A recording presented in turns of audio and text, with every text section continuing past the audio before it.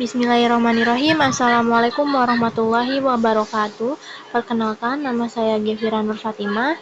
Di sini saya akan mempresentasikan ulang pengertian hukum modern, hukum Islam, hukum masyarakat, serta hubungan antar sosial dan hukum Islam. Nah, rumusan masalahnya itu pengertian hukum modern, hukum Islam, dan hukum masyarakat, serta hubungan antara sosiologi dan hukum Islam.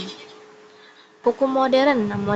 Modernisasi hukum di Indonesia adalah pembaruan hukum di bidang peraturan perundang-undangan, baik dalam konteks peraturan perundang-undangan yang sudah tidak sesuai dengan konteks kekinian dan kebutuhan hukum bangsa Indonesia, maupun lahirnya undang-undang yang bernuansa keagamaan, khusus syariat Islam yang mewarnai perkembangan hukum nasional dalam satu dekade terakhir ini.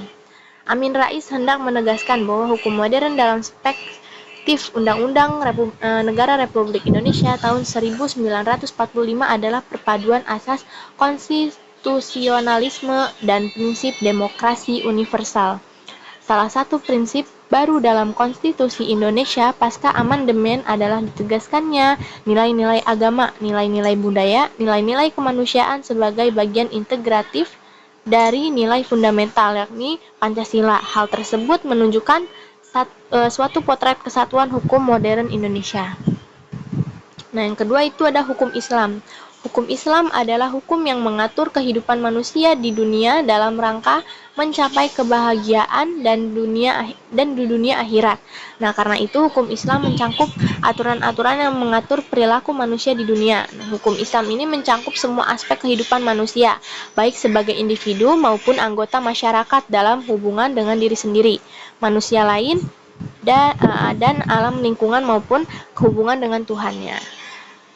Visi dan misinya. Nah, jika kita bandingkan hukum Islam bidang muamalah dengan hukum Barat yang membedakan hukum antara hukum privat ya, antara hukum perdata dengan hukum publik, sama halnya dengan hukum adat di tanah Indonesia. Hukum Islam yaitu tidak membedakan ya antara hukum perdata dengan hukum publik ini disebabkan menurut sistem hukum Islam pada hukum perdata terdapat segi-segi publik dan pada hukum publik ada segi-segi perdata pula. Hukum Islam tidak dibedakan dari kedua bidang tersebut ya. Yang disebutkan hanya bagian-bagiannya saja, yaitu contohnya seperti munakahatnya, waratsat, muamalat dalam arti khusus, jinayat atau ukubat, al-ahkam, al-sultaniyah atau khalifah, dan yang ketujuh itu ada muhasamat.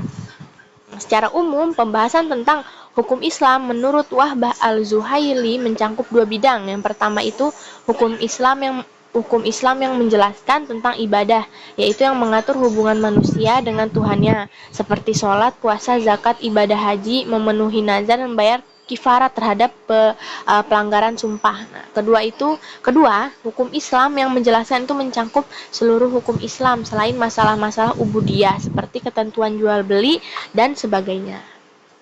Definisi hukum masyarakat masyarakat hukum ya. Definisi hukum masyarakat hukum dapat didefinisikan sebagai peraturan, undang-undang, atau adat yang diakui dan dianggap mengikat oleh masyarakat. Ini mencangkup ketentuan yang ditetapkan oleh lembaga formal maupun norma-norma yang berkembang dalam masyarakat.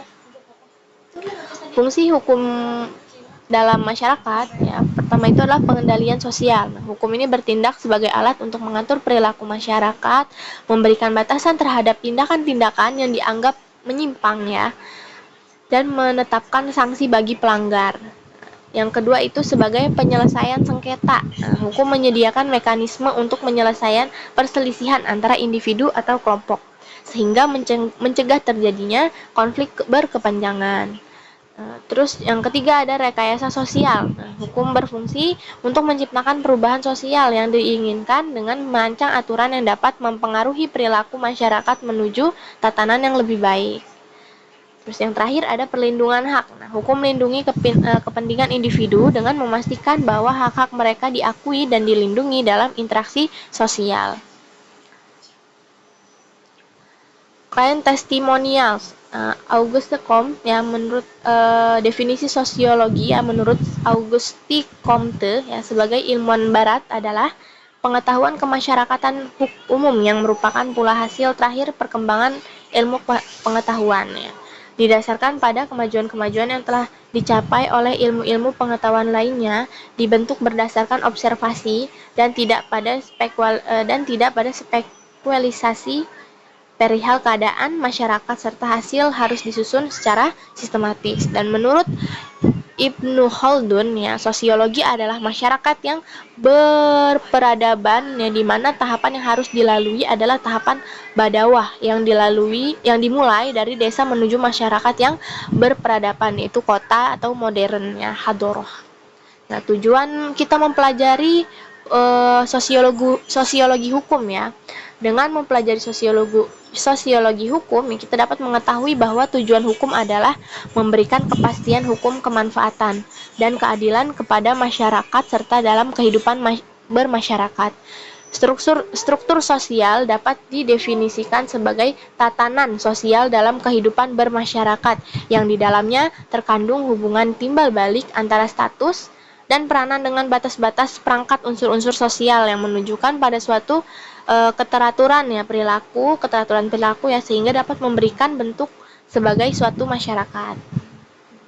Nah, konflik yang terjadi itu dapat menimbulkan kerugian karena biasanya disertai pelanggaran hak dan kewajiban dari pihak satu terhadap pihak yang lainnya, dan konflik-konflik semacam itu tidak mungkin dibiarkan begitu saja, tetapi memerlukan sarana hukum untuk menyelesaikannya. Nah, keadaan seperti itulah hukum diperlakukan kehadirannya untuk mengatasi berbagai persoalan yang terjadi.